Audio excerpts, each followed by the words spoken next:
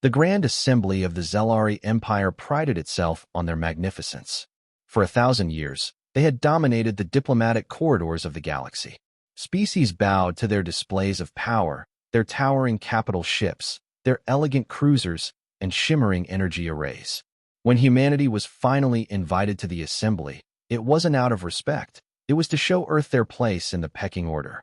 The aliens expected awe, submission, perhaps even fear. Instead, they got silence. Humanity's ambassador, a quiet man named Lorian Hayes, stood aboard the viewing platform as the Zelari warships passed by in formation, massive beasts of chrome and plasma, gliding in perfect synchronization. He didn't flinch, didn't blink. He just smiled. One of the Zelari lords leaned toward him, smirking. Impressed, Terran? Hayes finally turned. They're beautiful. Truly. He paused.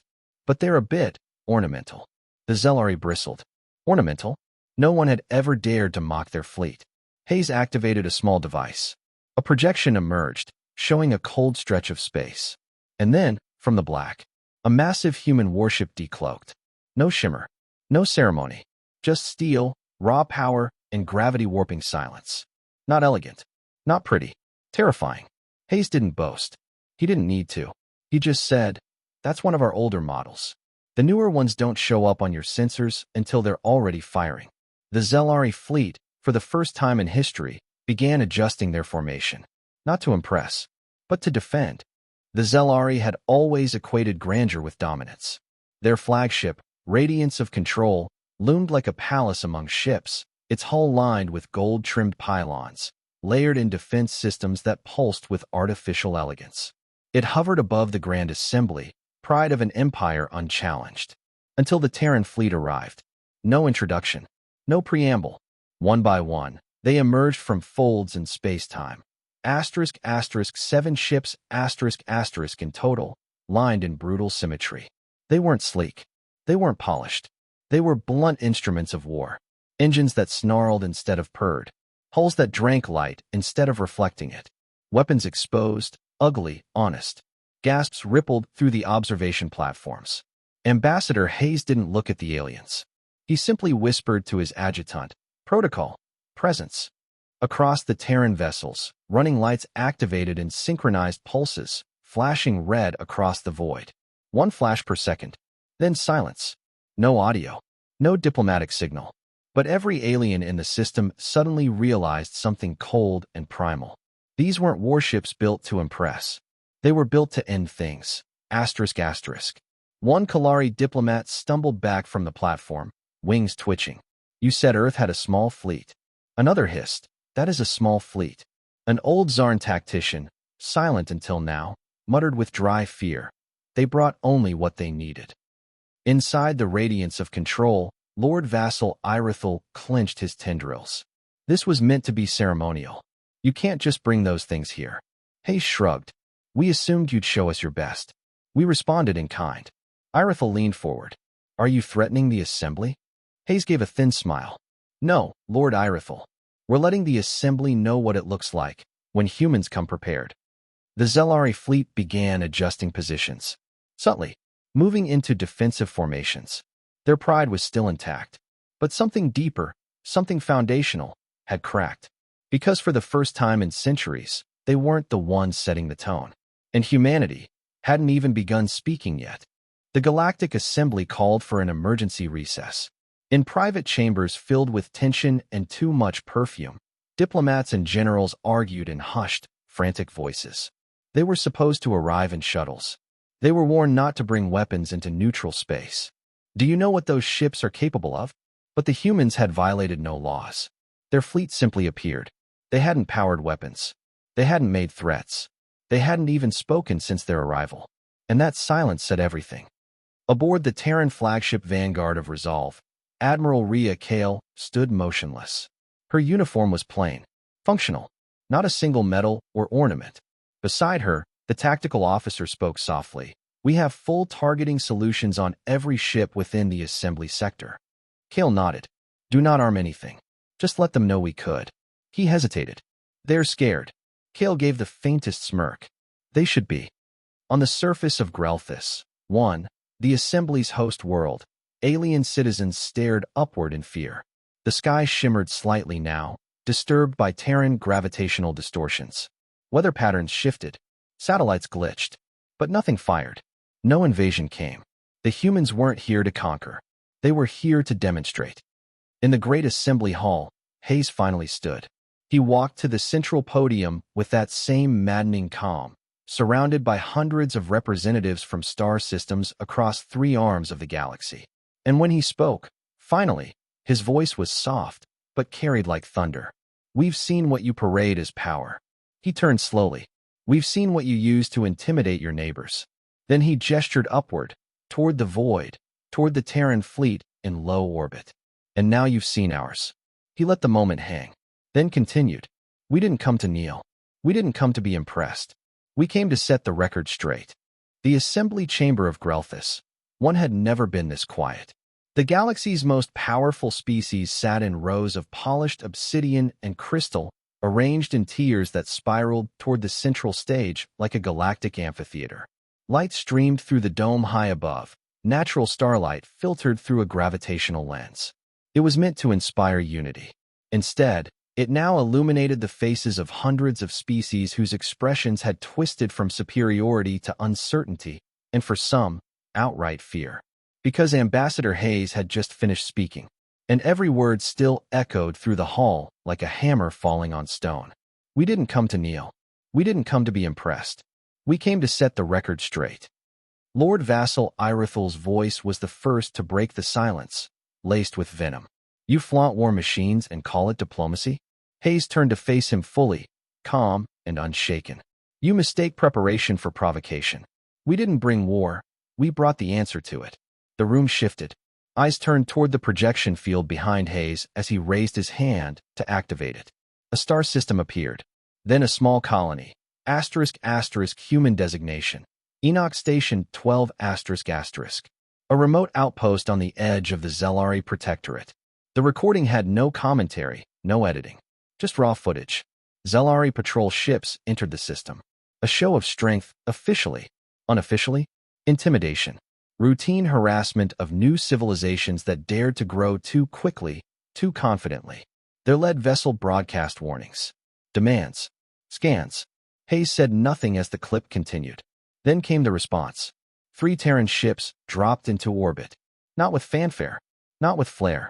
They appeared like shadows that had always been there. Heavy and vast rippling space with their presence. One of them hailed the Zelari, a simple message. "Leave now or be removed." The patrol commander mocked the warning. Then his screen turned to static. In 10 seconds, all 3 Zelari ships vanished. No explosions. No debris. Just gone. A blink of gravitational weaponry. Someone in the assembly gasped. A THRL ambassador dropped her translator wand. Irithel hissed, "You're showing us a threat." Hayes cut him off. "No, I'm showing you restraint." He let the room absorb that. That was not our full response. That was one protocol from a minor colony, defended by second-wave Terran assets. Your patrols crossed a line. We didn't send a war fleet. We sent a warning. Hayes folded his hands behind his back. You walked away. That's what mattered. High above the assembly hall, orbiting in low atmosphere, Admiral Rhea Kale stood aboard the T.S.S. Vanguard of Resolve, watching 1,000 alien fleets squirm beneath her sensor grid. They were repositioning, subtly, awkwardly. No species wanted to appear defensive, but none wanted to be caught flat-footed if those Terran ships moved. Her operations officer, Lieutenant Commander Serrano, stepped forward. "Admiral," he said quietly, 36 long-range scans initiated from nearby sectors. Passive, but focused on hull configurations and radiation signatures. Kale didn't flinch. Let them stare. He hesitated. "We're getting diplomatic pings now. Coded, low priority. Requests for private discussions. Some apologies." Kale gave a ghost of a smile. The powerful don't say sorry unless they've seen something scarier than themselves. Down in the chamber, the assembly began to fracture. Murmurs rose. A Krazan official snarled. "Terrans are unstable. You bring destruction wherever you go." A representative of the Elon Council, a species of pure energy, replied. "And yet we've never seen them start a war." Another voice, "They only end them." Hayes raised a hand, silencing the chamber again. You invited us to be impressed.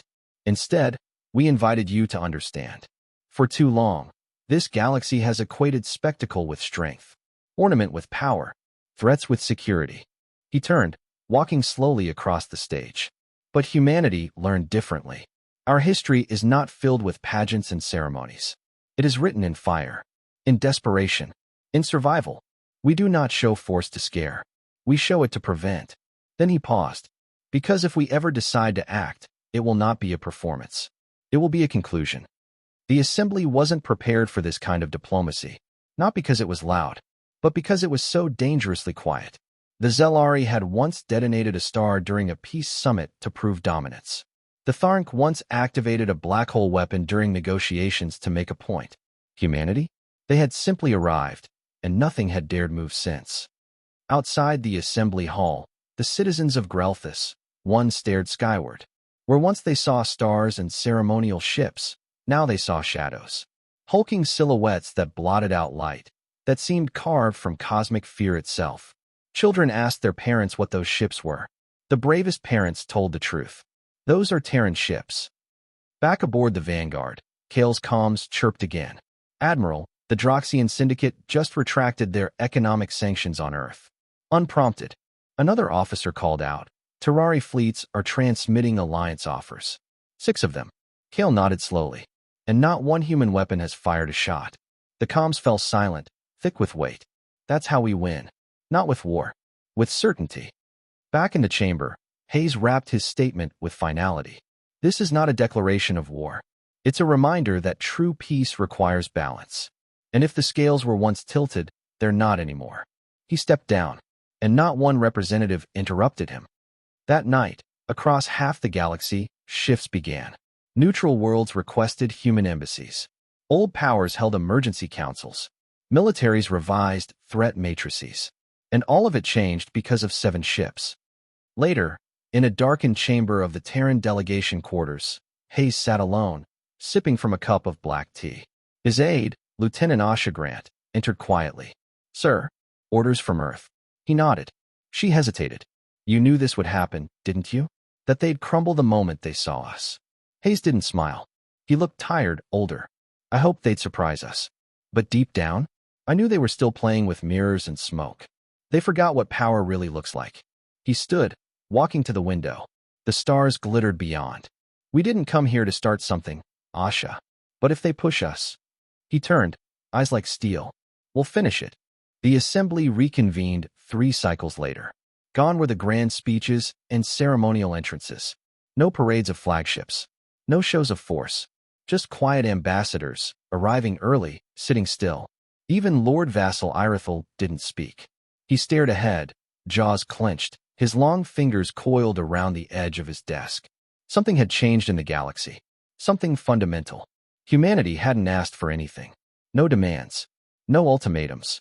And somehow, that made it worse. Because empires that shouted were predictable. But species that simply stood still, unmoving, unbending. Those were the ones who couldn't be bought, scared, or manipulated. They didn't want to dominate. They didn't have to. They had nothing to prove, because they already knew what they could do. Above Grelthus, 1, the Terran 7 still hovered. Silent. Motionless. The fact they hadn't moved in 3 cycles made the entire galactic navy nervous. Not because of what they might do, but because it meant they didn't have to do anything. In the outer sectors, rumors spread like solar flares. Whispers of Terran dreadnoughts silently resolving pirate sieges. Of colonies threatened by border skirmishes, only for unknown signatures to appear on local scans, and all threats to vanish overnight. No explosions. No warnings. Just absence. As if a cosmic judgment had been rendered and execution was immediate. In one corner of the galaxy, the Droxian Syndicate deployed 1,000 ships to intimidate a rebel uprising. The rebellion stood its ground. Because a single Terran corvette was parked in orbit, the Droxians turned back. A corvette. Not a battleship. Not a fleet. A vessel so small it was almost ceremonial, yet its presence carried absolute consequence. Back in the assembly, a young ambassador from the Krillari Enclave stood to speak. Her voice was soft, but it carried across the hall. We judged them, she said. We thought they were latecomers, that their silence meant ignorance. She looked up toward the projection dome. But humans weren't behind. They were just quiet, watching, learning. She turned to Hayes, who watched her without expression. I now believe their silence was mercy. No one argued. No one dared. After the session, Hayes returned to the Terran delegation vessel. His aide, Asha Grant, met him at the ramp. The Elon Council just offered joint research treaties. He nodded. And the Zelari? Requested Terran oversight on frontier stabilization. Hayes exhaled slowly. They used to threaten war. Asha smiled faintly. Now they ask for help. Hayes didn't smile back. He looked at the stars. That's the problem with fear. It works until they realize the one they feared never needed to threaten them at all. The last transmission sent from the vanguard of Resolve to Earth was a simple report. Asterisk assembly shifted. Galactic posture aligned. Human presence now acknowledged. Asterisk. Asterisk no casualties. No battles. No losses. Asterisk. Mission success. One Terran historian would later write. Asterisk. We didn't win through war. We won through gravity. The kind no ship could escape. The kind that bends stars and fear. Asterisk. And in every corner of the galaxy, they remembered the day humanity showed up not to be impressed, but to end the charade. Because when Terrans arrived, they didn't come to join the show. They came to replace the stage. And they only needed 7 ships to do it.